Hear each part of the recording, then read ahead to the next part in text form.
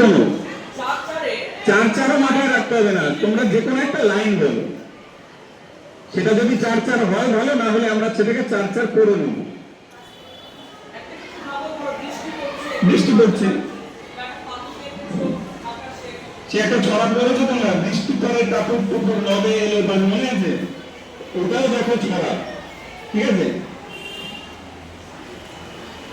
তাহলে একটা লাইন ভাবো নিজের মতো করে, যেখানে তুমি কিছু বলতে চাইছো, কিন্তু এই যে চার চারে বলবে। ধরো তোমার কিছু একটা মনের কথা বলতে চাইছো, তোমার হয়তো ইচ্ছে করছে কিছু একটা দেখতে বা কোথাও যেতে, বা একটা পাখি দেখেছো সেটা ভালো লাগছে, সেই ভালো লাগাটা তুমি বলতে চাইছো, বলতে চাইছো ওই চারে চার। আর তারপরে যেগুলো লেখা আছে সেগুলো নাও নিজের মতো করে, ঠিক আছে? ধরো তুমি ঘরে শুয়ে আছো বিকেল বেলায় বা দুপুর বেলায়, পাশে একটা গাছ থেকে একটা পাখি কিচির মিচির করে ডাকছে, ঠিক আছে? তাহলে কিচির মিচির ডাকছে পাখি, দেখো কথাগুলো, কিচির মিচির ডাকছে পাখি, দেখো। আচ্ছা, কিচির মিচির ডাকছে পাখি আমরা কি একবার বলেছি?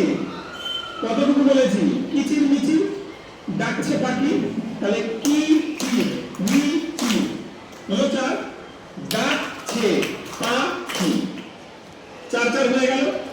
এবার তোমার চার চার দুই বা চার এক একটা লাইন হবে। এবার এটা নিয়ে এবার যে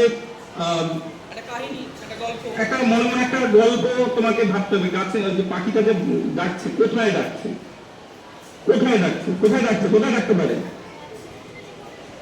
গাছের ডালে, গাছের ডালে বসে, তাই তো? এবার দেখো গাছের ডালে বসে, যদি তোমরা এদিকে শোনো, গাছের ডালে বসে আমরা দেখি কয়টা হলো, একবারে বলেছি গাছের ডালে বসে, গাছের ডালে বসে, তাহলে কত হলো?